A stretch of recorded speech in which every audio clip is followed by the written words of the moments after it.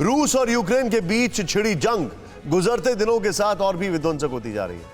American president Biden जब से Europe के दौरे पर पहुंचे हैं तब से न सिर्फ वॉर जोन की हलचल बढ़ी है बल्कि विश्व युद्ध की आशंका को और ज्यादा बल मिला। इस वक्त के हालात ये हैं कि जो वॉर जोन यूक्रेन तक सिमटा था उसका विस्तार हो गया है और जंग में कई देशों के उतरने का रोड मैप भी बन गया है।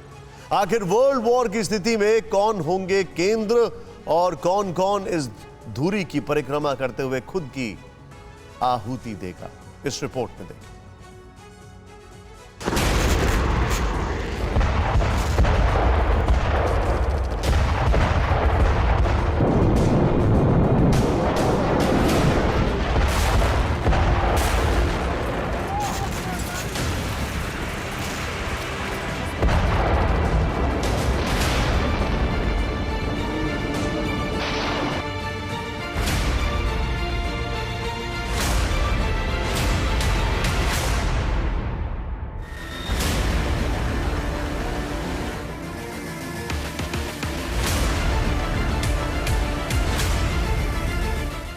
रूस यूक्रेन की सीमा पर आता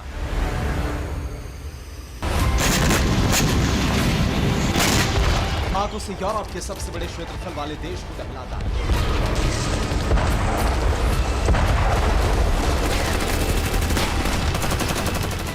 बारूद बरसाता है।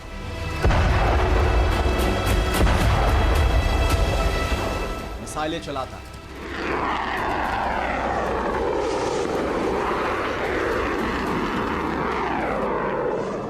दुनिया के लिए महाविनाश के लिए बारूद बिसात बिछाता है। एक पूरे देश को खंडहर में बदल देता है। घरों को शमशान बना देता है। सड़क को सन्नाटे की चादर तब्दील कर देता है। रूस दुनिया के महाविनाश के लिए बारूद से एक्शन का नया फॉर्मूला बनाता है।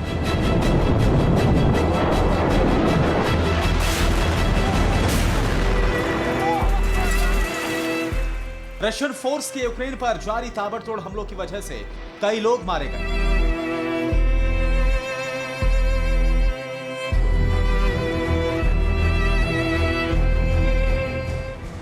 रूस के खिलाफ एक्शन प्लान में अमेरिका समेत कई ताकतवर संगठनों को एक होना पड़ा।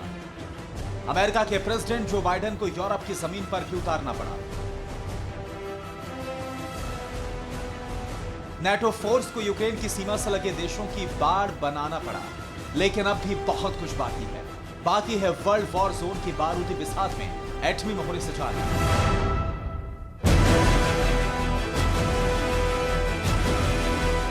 और जब ये मोहरे सजेंगे पूरी दुनिया कांप जाएगी। ज्यादातर देश अपने अपने केंद्रों की परिक्रमा लगाते नजर आएंगे। आखिर कैसे? इशारा से 28 जुलाई 1914 ऑस्ट्रिया का सर्बिया पर अटैक, प्रथम विश्व युद्ध। 1 सितंबर 1939 जर्मनी का पोलैंड पर हमला, द्वितीय विश्व युद्ध। और अब 24 फरवरी 2022 रूस का यूक्रेन पर अटैक, तीसरे विश्व युद्ध की शुरुआत।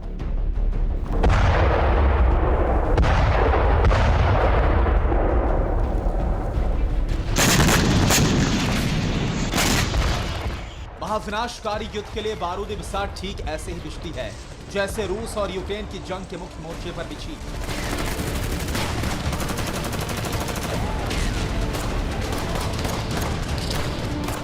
दशकों पहले भी ऐसा ही हुआ था और फिर धीरे धीरे परस्पर दुश्मनी निभाने वाले देशों के बीच बारूदी चिंगारी उछली जिसने सब कुछ खाक कर दिया।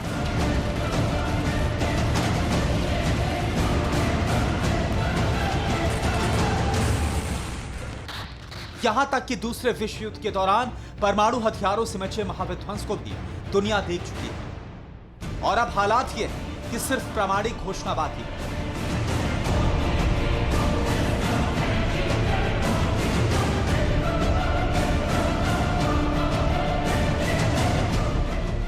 रूस यूक्रेन के बीच छिड़ी जंग में तीसरे वर्ल्ड वॉर की चिंगारी भी पोलैंड से फूटती नजर आ रही है।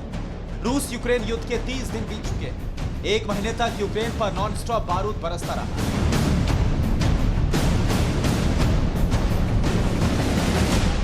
लेकिन ना तो रूस ने ना ही यूक्रेन ने सीज फायर के लिए कोई अहम कदम उठाए।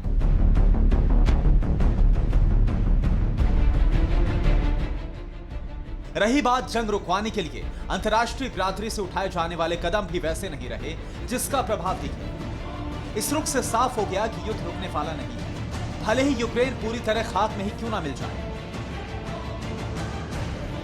भले ही एटम बम का इस्तेमाल ही क्यों ना करना पड़ जाए।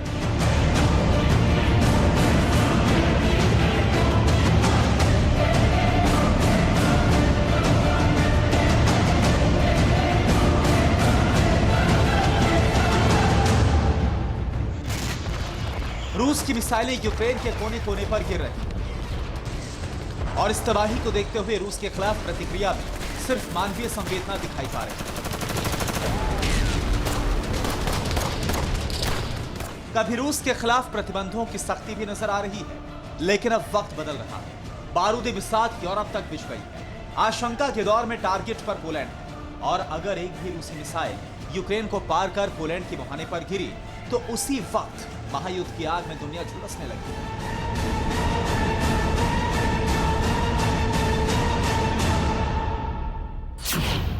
दरअसल नाटो की सदस्य पोलैंड से यूक्रेन को बड़ी मदद मिली है।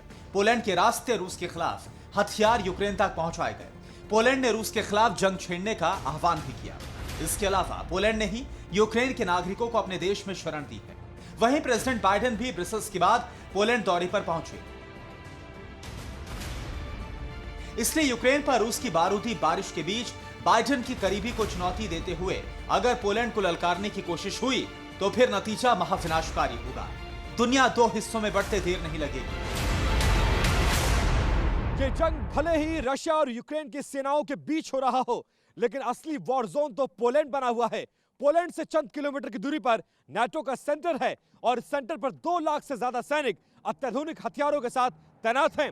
इनमें America, Germany, Britain, France, Netherland और शक्तिशाली यूरोपीय देशों के सैनिक शामिल हैं।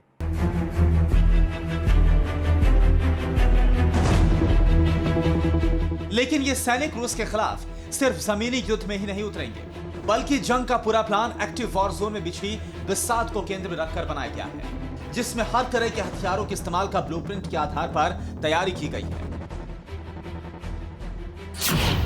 जहां सीमा पर इस वक्त नाटो फोर्स तैनात है वो देश है Latvia, Lithuania, Poland, Slovakia, Hungary और रोमानिया। और इस घेराबंदी को देखकर लगता है कि यूक्रेन के पार रूस की किसी भी हलचल को ध्यान में रखकर व्यूह रचना की गई है।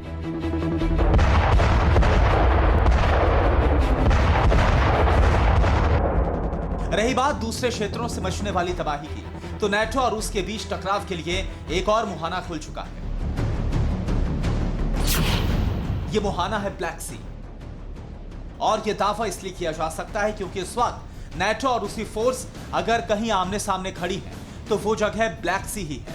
यानी जैसे ही रूस और नाटो के बीच आधिकारिक जंग का ऐलान होगा, सबसे पहले सबसे भीषण टकराव ब्लैक सी में होगा।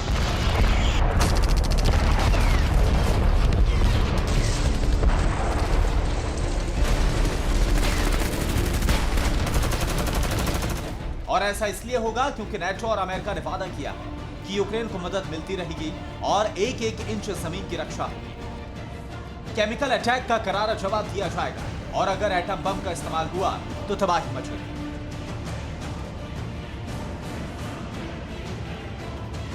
तीसरा विश्व युद्ध भी पोलैंड से ही शुरू हो जाएगा। आखिर दुनिया को 2 हिस्सों में बांटने वाले इस मुल्क की हैसियत क्या है, इसे भी देखिए। पोलैंड यूरोप के बिल्कुल मध्य में स्थित है। पूर्व में इसकी सीमाएं जर्मनी, चेक रिपब्लिक और स्लोवाकिया जैसे देशों से लगते हैं, तो वहीं पश्चिम में इसकी सीमाएं यूक्रेन और बेलारूस से लगती हैं। पोलैंड यूक्रेन के साथ लगभग 550 किलोमीटर की सीमा को साझा करता है और जिस दिन सीमा के इस पार कोई भी मिसाइल गिरी, उसी दिन दुनिया 2 हिस्सों में बंटकर विश्व युद्ध में उतर जाएगी।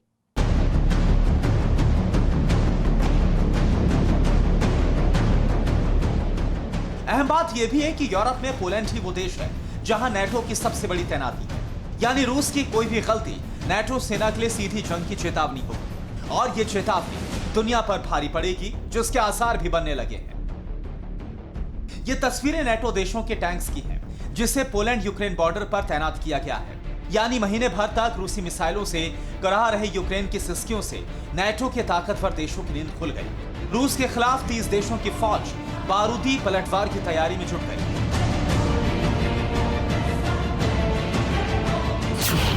नाटो की 4 बटालियन को मार्च ऑर्डर मिल गया। बाल्टिक सागर से ब्लैक सी तक नाटो के 8 जंगी बेड़े एक्टिव हो गए। यूक्रेन को हथियारों की मदद देने का काम शुरू हो गया। इसके अलावा रूस के खिलाफ सेना उतारने का फ्रेमवर्क भी कर लिया गया है।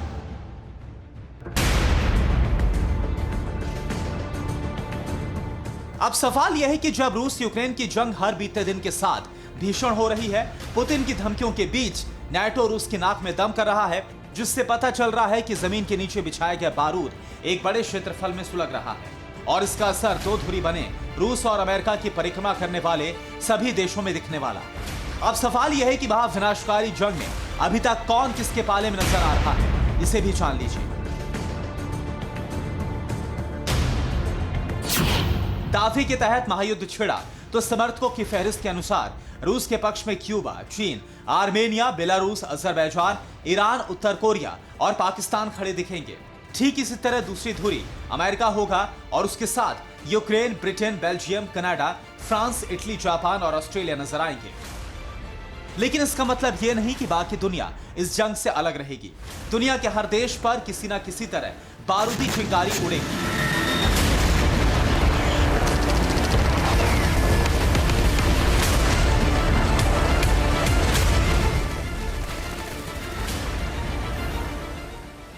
विनाश के रास्ते पर भले ही सभी देश ना चल सकें, लेकिन इतना तय है कि विध्वंस हर देश देखेगा, नुकसान भी उठाएगा और अपनी क्षमता के मुताबिक हमले का जवाब भी देगा।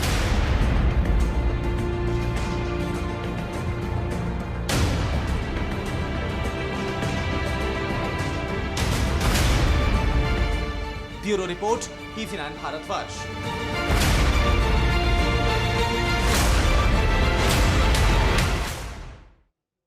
परवाह देश की, सोमवार से शुक्रवार रात 10 बजे TV9 भारतवर्ष पर।